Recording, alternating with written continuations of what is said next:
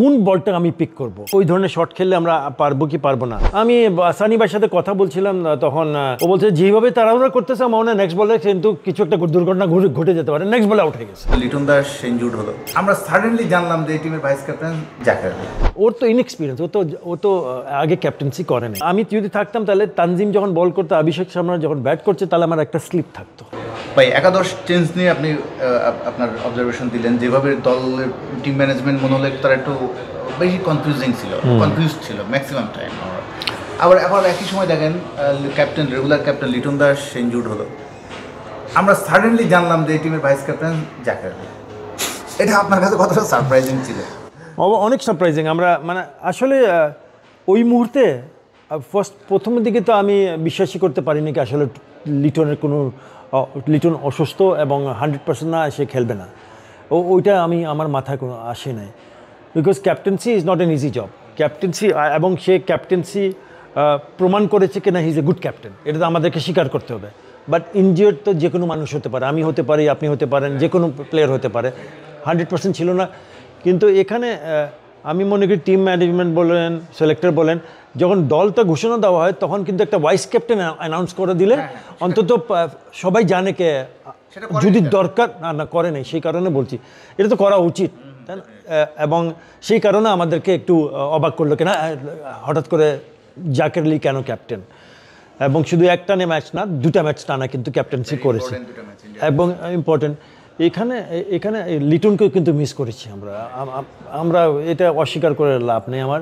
আমরা ওই ঘুরে ফিরে আমাদের দর্শকরা যখন দেখবেন তখন বলবেন নাকি আথার ভাই শুধু এক্সকিউজ দিতে যাচ্ছে কি, হ্যাঁ এটা হইলে এটা হতো, এটা হলো এটা হতো, কিন্তু এটা আমাদের স্বীকার করতে হবে, এটা তো অস্বীকার করে লাভ নেই আমাদের। এবং তার সাথে এই দলই কিন্তু কোথা থেকে সুপার ফোরে ঢুকলো, সো তার মানে তো গুড সাইড এবং তারা খুব ভালো ক্রিকেট খেলছে। But when you have a bad day at the office, সবাই যদি ভালো না করতে পারে তাহলে টিমের জন্য ওই জিতার ডিরেকশন যেতে কষ্ট, it's not possible, it's difficult. So এখানে মানে আমরা জানি it is not an acceptable result আমাদের জন্য, যেহেতু আমরা 135 রান টার্গেট নিয়ে, মানে 136 রান টার্গেট নিয়ে নামার পরে আমরা পারলাম না। এখানে কিন্তু একটা বড় একটা ধাক্কা আমাদের জন্য। বাট এটার সাথে এটা মনে রাখতে হবে সবাইকে, আপনাকে, আমাদের দর্শকরে, যারা বাংলাদেশ দলকে, কি হ্যাঁ এটা হইতে পারে।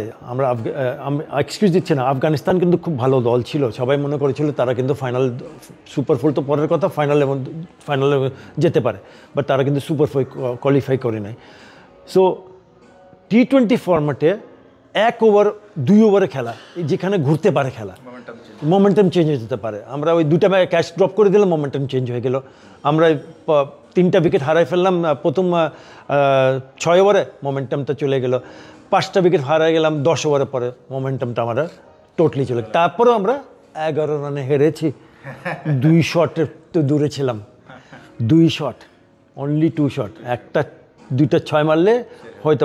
আর এই 11 রান আমরা কিন্তু আগে যেই ধরনের ডট বল খেলেছি, সেই কারণে আমি বলি কি একটা 4 ছক্কার খেলা তো অবশ্যই সবাই মনে করে, কিন্তু এখানে 1-2 খেলা কিন্তু ইম্পর্টেন্ট, বেসিক ক্রিকেট খেলা।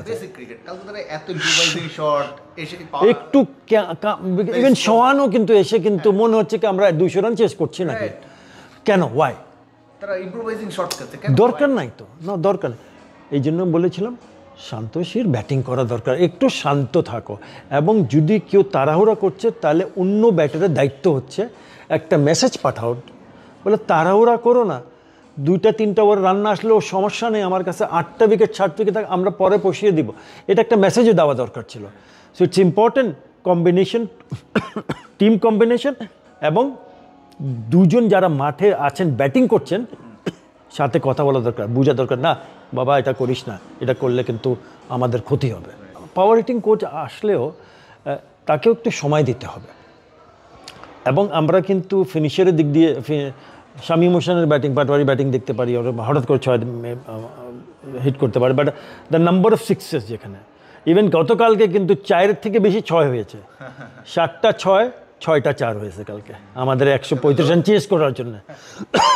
6 কিন্তু হাতছে, বাট কোন বলটা আমি পিক করব আমি কি ওই ফিল্ডে ওই ধরনের শট খেললে আমরা পারবো কি পারবো না। প্লাস দেখো আমি মনে করি আমরা টেকনিক্যাল আমি টুকটাক ক্রিকেট খেলেছি, অল্প ক্রিকেট খেলেছি, ওদের কাছে ওর থেকে অনেক অনেক কম ক্রিকেট খেলেছি। কিন্তু যখন আমি দেখি একটা জিনিসকে দুইটা ব্যাটারে যদি আমি বলি, আই এম নট ক্রিটিসাইজিং, আমার চোখে লেগেছে, আমাকে অন্যজন বলেওছে কি দুজন জাকের আলী শুধু আমার মনে হয় শুধু অন সাইডে চেষ্টা করে মারতে, শুধু অন সাইডে, অফ সাইডে মনে হয় একটু যদি প্র্যাকটিস করে এবং যদি রানটা অফ সাইডে বের করতে পারলে আমার মানে বেটার হবে, তাহলে দুই দিকে তার স্ট্রেংথটা থাকবে। এখন মনে হচ্ছে শুধু এদিকে গিয়ে এদিকে মারছে। ইভেন সোহানো কিন্তু অফ স্টাম্পের দিকে চলে যাচ্ছে, এদিকে করছেন, এদিকে মারছে, ওর আউট হয়ে গেছে, কিন্তু সবসময় এদিকে টানছে, উইচ ইজ ফাইন, হতে পারে, ইটস ফাইন, ওর স্ট্রেংথ ঠিক আছে। বাট আই থিঙ্ক দুই দিকে আমরা যদি কি নাম সাইফ হাসানের ব্যাটিংয়ের কথা বলি, ওর কিন্তু 62% রান হচ্ছে ভিতে। ও হ্যাঁ, 62% বাউন্ডারিজ। শর্ট বল তুমি পুল খুলতে পারো, ফ্লিক করে দিতে পারো, কাট করে দিতে পারো, বাট ও টার্গেট করে কিন্তু ভিতে খেলে, এবং প্রতিটা অনেক ছয় কিন্তু ভিতে। সো সবাই কথা বলছে একই। হ্যাঁ, তো সানি ভাই বলো, রবি শাস্ত্রী বলো, সঞ্জয় বলে, এর প্লাস পয়েন্ট হচ্ছে ভিতে খেলে। সো এটাও কিন্তু একটা এক্সাম্পল দাঁড় করে দিতে পারে আমাদের টিম ম্যানেজমেন্ট মিটিংয়ে, কে দেখো সাইফ যেহেতু এইখানে খেলছে, তানজিদ হাসান তামিমও কিন্তু এখানে মারে। So I think that is crucial, কে ছয় মারতে গেলে এলিভেশন, পাওয়ার, টাইমিং, অনেক কিছু আছে। তো প্র্যাকটিস অবশ্যই, স্ট্রেংথ বিল্ডিং অবশ্যই। আর আমাদের কোচ আছেন, হয়তো বা উনি থাকবেন কি থাকবেন আমি জানি না, স্ট্রেংথ পাওয়ার হিটিং কোচ, কিন্তু আমার মনে হয় যত তাড়াতাড়ি যত কিছু শিখে নিতে পারলে আমাদের জন্য সুবিধা হবে। প্রায় শেষের দিকে ভাই, মানে বোলারদের জন্য আপনার কতটা দুঃখ লাগছে এত সুন্দর একটা tournament? I feel very sad. I feel my heart bleeds for bowlers like Taskin Ahmed, Mustafizur Rahman, Rishad Hossain, Mahedi Hasan, এবং ছিল নাসুম আহমদ ছিল। তো 135, আমি যদি একটা ছোট দলে ক্যাপ্টেন, দেশের কথা বলছি না, একটা ক্লাব ক্রিকেটের ক্যাপ্টেন, আমি T20 ম্যাচ খেলতে যাচ্ছি, আমি টসিতে ফিল্ডিংয়ের সিদ্ধান্ত নিয়েছি, আর আমার যদি বোলাররা 135 রান আটকে ফেলে, তাহলে তো আমি ওদেরকে তো 2বার করে স্যালুট দেবো, 2বার, একবার না 2বার। কিন্তু এখানে দায়িত্বটা বেড়ে যাচ্ছে, এখানে ওভার কনফিডেন্ট হতে পারবেন না, সেন্সিবল ক্রিকেট খেলতে হবে, স্মার্ট।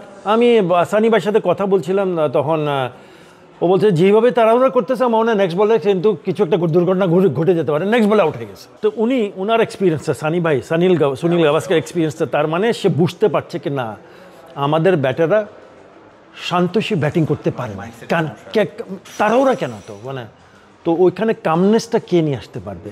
সে কোচ হতে পারে, সে ক্যাপ্টেন হতে পারে, সে সিনিয়র ক্রিকেটার হতে পারে। আর আমাদের প্লেয়ারদের মধ্যে তো কয়েকজন খুব কাছের নিজের বন্ধু আছে, ছোটোকালের বন্ধু আছে, তারা হইতে পারে। So I mean it's collective effort. এখান থেকে অনেক কিছু শিক্ষা নিবে, অবশ্যই নিবে, পজিটিভ নেওয়া আমাদের। হ্যাঁ, দুঃখজনক আমরা ফাইনাল সামনে ছিল, আমাদের পা যে রাখার, দ্বিতীয় পাটা রাখার কথা, ওখান থেকে আমরা পারলাম না। Bad luck, hard lakh, but সবসময় আমি মনে করি বাংলাদেশ টিম, দিস লট মনে হচ্ছে ইটস গুড টিম। যেভাবে ক্রিকেট আমরা দেখেছি তাদের কাছ থেকে, ওরা যদি কনসিস্টেন্সি আর কমিটমেন্ট বেটার থাকে, তাহলে দেখবে আমরা ভবিষ্যতে আরও খেলা জিতবো।